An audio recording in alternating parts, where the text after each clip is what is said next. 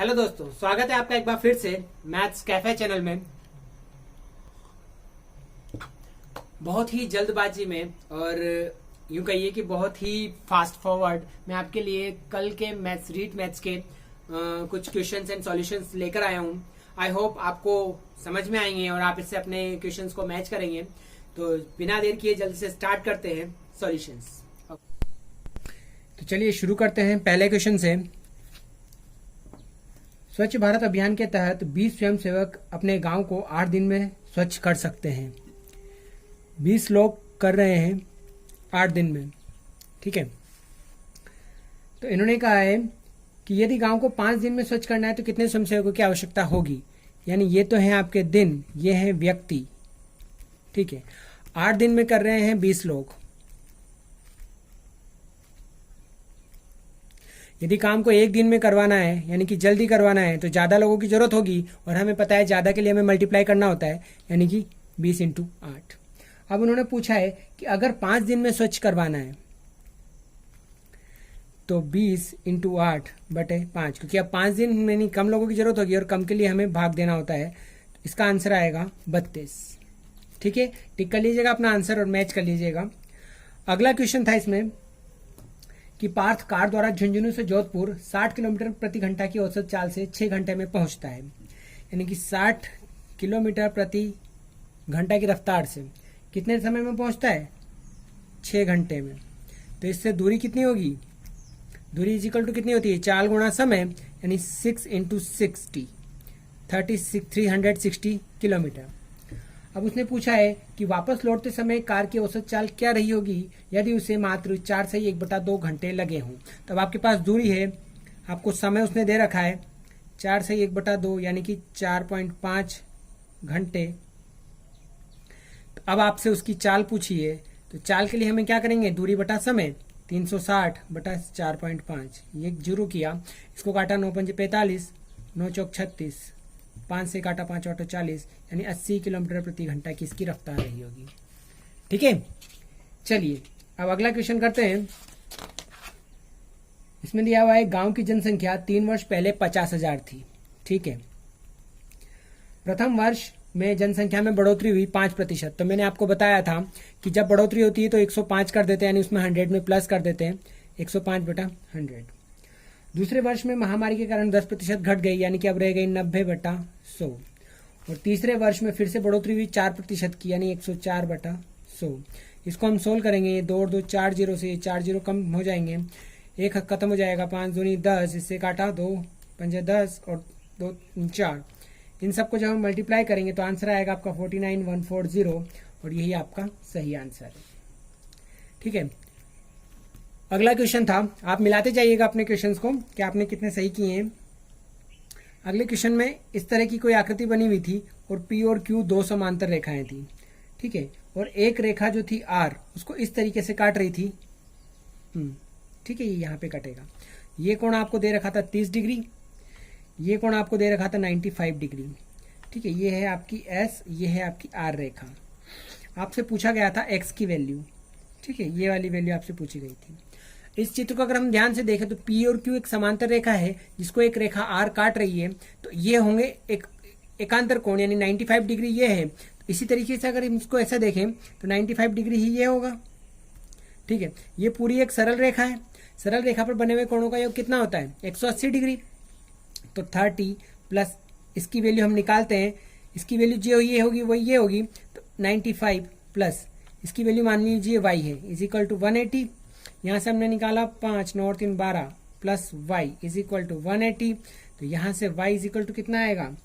180 - 125, it's mean 55 degree, ठीक है। तो यही आपका सही आंसर है, 55 डिग्री, ओके। एक घनाभ की विमाएं, आपको घनाभ के बारे में दे रखा है। क्वेश्चन देखते हैं। घनाभ की विमाएं 60 × 54 × 30 सेंटीमीटर है, ठीक है। इस घनाभ के अंदर 6 सेंटीमीटर भुजा वाले कितने घन रखे जा सकते हैं? अर्थात आयतन जो होगा वो दोनों का बराबर होगा, आयतन ऑफ घनाभ बराबर घन, ठीक है। घनाभ का आयतन निकाला अपने 60 × 54 × 30, वही 6 सेंटीमीटर भुजा वाले कितने आयतन होंगे, कितने घन होंगे, तो पहले घन का आयतन निकाल लेते हैं। एक घन का आयतन ये होगा इंटू एक्स। ठीक है, यहाँ से हमें एक्स की वैल्यू निकालनी है। 60 इंटू 54 इंटू 30 बटा 6 गुणा 6 गुणा 6, काटते जाइए आप। 6 नाम 54, 6 पंजे का 30, ये आपकी आएगी 9 पंजे 45, 450, यानी 450 घन इसमें रखे जा सकते हैं। आपको एक बारंबारता सारणी दी हुई है इस तरह से। यहाँ पे आपका भार लिखा हुआ है किलोग्राम में और नीचे है व्यक्तियों की संख्या।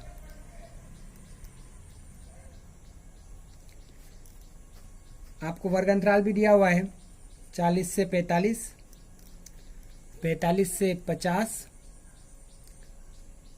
50 से 55, 55 से 60, 60 से 65 व 65 से 70। ठीक है, 4, 5, 10, 7, 6 और यहाँ लास्ट में लिखा हुआ है 8। आपसे पूछा गया है कि दी हुई बारंबारता के लिए 60 किलो से कम वजन के व्यक्तियों की संख्या है। तो अब देखिए 60 की वैल्यू यहाँ आ रही है, इससे कम व्यक्ति जितने भी होंगे उसमें ये सब इंक्लूड होंगे, यानी 4 + 5 + 10 + 7, यानी आपके पास आया 4 और 5 9, 9 और 7 16 और 10 26। सही आंसर है आपका 26। कि शंकर मशीन खरीदने के लिए 25,000 रुपए का ऋण लेता है, तो ऋण कितना लिया उसने? 25,000 रुपए का। ओके, अब उसने कहा 1 वर्ष 6 माह बाद, ये तो हो गया आपका मूलधन, समझ लीजिए। आपको समय दिया गया है 1 वर्ष 6 माह और दर दी गई है 12% वार्षिक। ठीक है, तो वह कितना धन लौटाएगा जबकि ब्याज वार्षिक संयोजित होता है। जब वार्षिक संयोजित है तो जो समय रहेगा उसमें कोई परिवर्तन नहीं होगा। अतः समय जो है 1 वर्ष 6 माह, इसको मैं 1.5 ईयर्स लिख सकता हूँ, 1.5 वर्ष, क्योंकि 6 माह 0.5 माह में होगा, 0.5 ईयर में। तो यहां से पहले मैं निकालता हूं सरल ब्याज मूलधन इंटू दर इंटू समय बटा 100। 2 जीरो से 2 जीरो काट दिए, इसकी 1 जीरो से 1 पॉइंट कटेगा और आपको डायरेक्ट करना है 25 इंटू 12 इंटू 15। इसका आंसर काटते हैं 12 पंजे 60, 6 12 दूने 24 और 6 30 इंटू 15, यानी 4,500 रुपए का वो क्या देगा? ब्याज। तो मिश्र धन वो कितना लौटाएगा?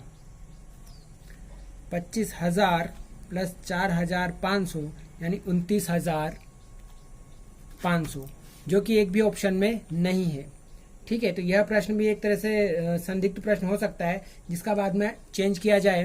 ठीक है, क्वेश्चन है कि रंजन 2 छत पंखे लेकर आता है। एक 2500 रुपए, मतलब 2500 रुपए प्रति पंखे की दर से 2 पंखे खरीदे। 2500 रुपए का एक खरीदा और दूसरा भी 2500 रुपए का खरीदा।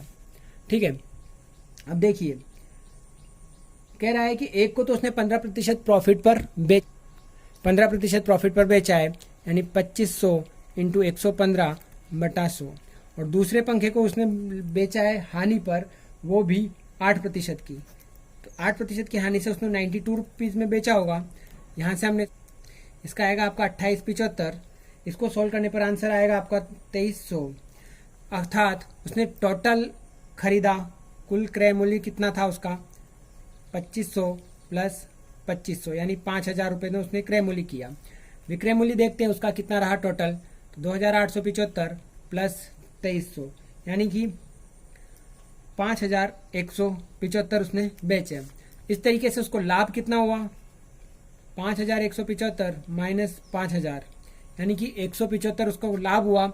इस लाभ का प्रतिशत ही हमें निकालना है, तो लाभ प्रतिशत आ जाएगा 175 बटा हमेशा क्रय मूल्य पर निकलता है इंटू 100। 5 3 15 और 55 25, 3.5% उसको क्या होगा? लाभ होगा। इस क्वेश्चन में थोड़ा सा उसने घुमा दिया है।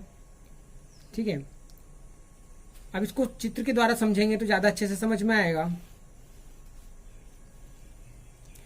ये कोई खेत है जिसकी लंबाई है 588 मीटर और चौड़ाई है 50 मीटर। ठीक है, अब इसमें उसने 30 मीटर लंबा और 20 मीटर चौड़ा एक गड्ढा खोद दिया। 30 मीटर लंबा और 20 मीटर चौड़ा। ओके, और 12 फुट गहरा भी है, ये 12 मीटर गहरा भी है। ठीक है, तो पहले हम पूरे क्षेत्र का क्षेत्रफल निकाल लेते हैं पूरे खेत का, तो वो आएगा आपका 588 इंटू 50। ठीक है, ये आपका आंसर आएगा 29,400। अब आपका जो ये बीच में जो इसने आयताकार निकाला है 30 इंटू 20 इंटू 12, क्योंकि उससे उसने क्या निकाली है, मिट्टी। 30 इंटू 20 इंटू 12 यानी कि 3 दूना 6 12 72। ये एरिया जो है ये इस घन मीटर, ये मिट्टी इसको अब बिछानी है शेष एरिया पर। ठीक है, तो आपके पास शेष एरिया देखिए कितना बचा होगा, शेष क्षेत्रफल 29,400 में से मैं 30 गुणा 20 कम कर दूं, 3 दूनी 6 यानी कि 28,800। अब 28,800 के एरिया में हमें ये घन मीटर बिछाना है, यानी आयतन तो हमें बराबर ही रखना है, बस इसकी मोटाई हमें ज्ञात करनी है। इसका मतलब है 7200 इज इक्वल टू 28,800 गुणा x। यहां से हम x की वैल्यू निकालेंगे तो वो आएगा आपका 7200 अपॉन 28,800। इसको सोल्व करने पे आएगा 0.25 मीटर यानी कि 25 सेंटीमीटर इसका आंसर आएगा। संख्या का हर उसके अंश से 8 अधिक है। ठीक है, माना अंश x है तो जो हर है वो होगा x प्लस 8। ठीक है, अब यदि अंश में 17 जोड़ दिया जाए और हर में से 1 घटा दिया जाए, अब परिमेय संख्या बदलकर 3/2 हो जाती है। इसको सोल्व करते हैं, x plus 17 into 2 is equal to, इसको सोल्व किया तो x plus 7 into 3, 2x plus 34 is equal to 3x plus 21। यहाँ से इसको सोल्व किया तो x is equal to 34 minus 21 यानी x इज इक्वल टू 13। यहाँ से हम भिन्न निकालेंगे 13 upon 13 plus 8 is equal to 13 upon 21। ये आपका सही आंसर है कि निम्न में से छोटी वर्ग संख्या जो 7, 14, 21 से पूर्णतः विभाजित हो। तो देखिए इन्होंने ऑप्शन देखिए सबसे पहले, कई कुछ क्वेश्चन तो आप ऐसे हैं जो ऑप्शन से ही आप अंदाजा लगा सकते हैं कि कौन सा ऑप्शन सही होगा या कौन सा गलत। पहला है 98, दूसरा है 1764, तीसरा है 394 और चौथा है 2056। ठीक है, पहला हो नहीं सकता क्योंकि इसमें 21 का भाग नहीं जाएगा। दूसरे को भी अगर हम सोल्व करें तो देखिए 394, इसमें मैं 21 का भाग देकर देखता हूँ। 21 दूना 42, 21 63, 21 दूना 42 नहीं होगा, 21 से कम 21। अब जाएगा आपका 9 और 9 18, 184, इसमें भाग नहीं जा पाएगा। अतः अब हमारे पास दोनों चीजें ये बची हैं। अब इसमें देखिए इसका निकालते हैं हम गुणनखंड। ठीक है, पहले आपको देखना है 7, 14, 21 में से पूरी तरह विभाजित होनी चाहिए। पहले हम 7 से ही देख लेते हैं। ठीक है, 7 दूना 14, 3, 7 पंजे 35, 7 दूना 14। फिर हमने देखा यहाँ पे फिर से हम 7 देखते हैं, 7 या 21, 7 छंग 42।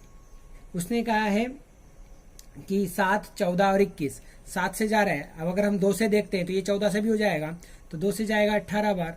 फिर 2 से देखते हैं, फिर 3 से देखते हैं, फिर 3 से देखते हैं। तो देखिए 7 से जा रहा है, 7 दूना 14 से जा रहा है और 7 या 21 से भी जा रहा है। अतः 1764 और 2056 छोटी संख्या कौन सी है, ये।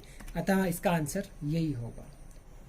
एक आकृति आपको दी हुई है कि त्रिभुज ABC और त्रिभुज FDE ये दोनों जो हैं ये सर्वांग सम है।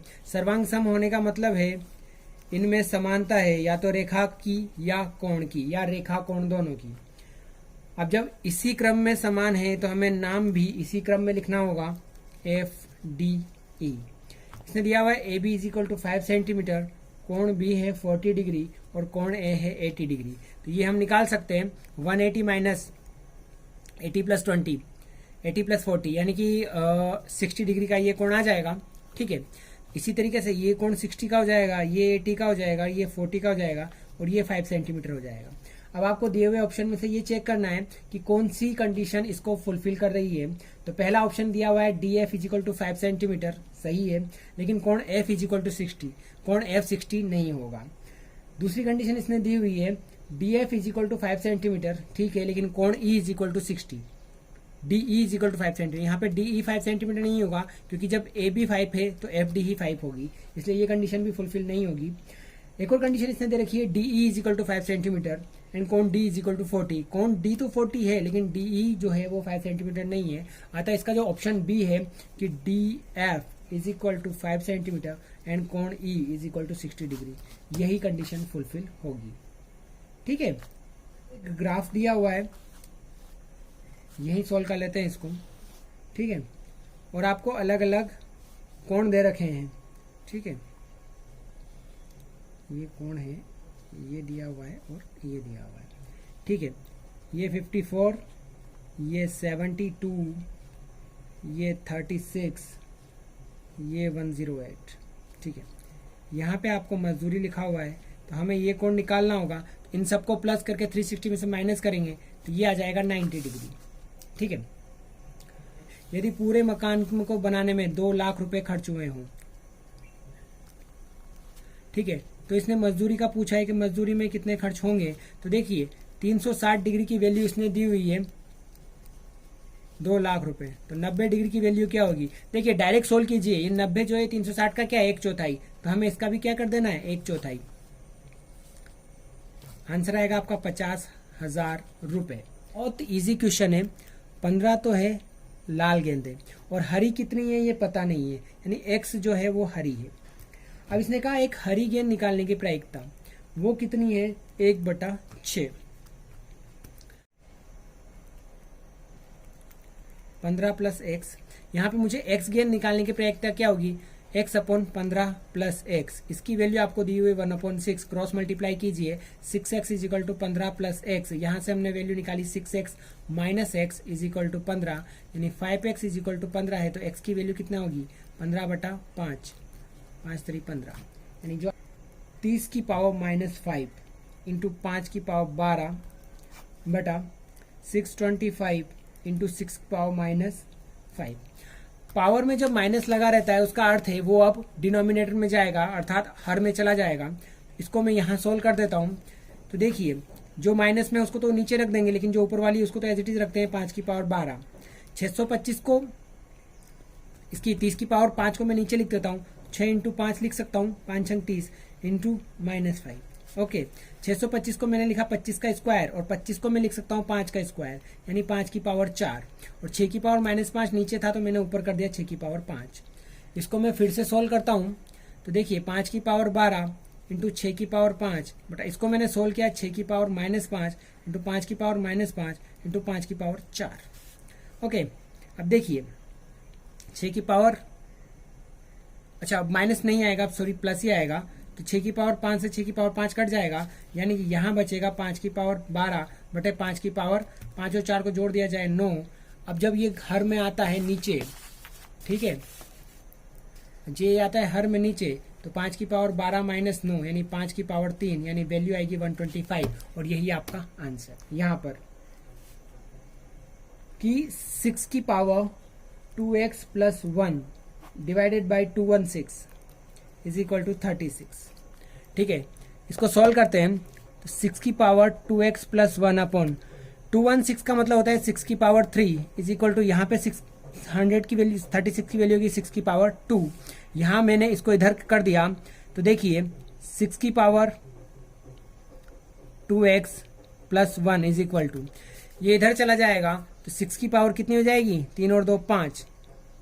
ठीक है, यानी कि 2x plus 1 is equal to 5, 2x is equal to 4, तो x इज इक्वल टू क्या आएगा 2, और यही आपका सही आंसर है।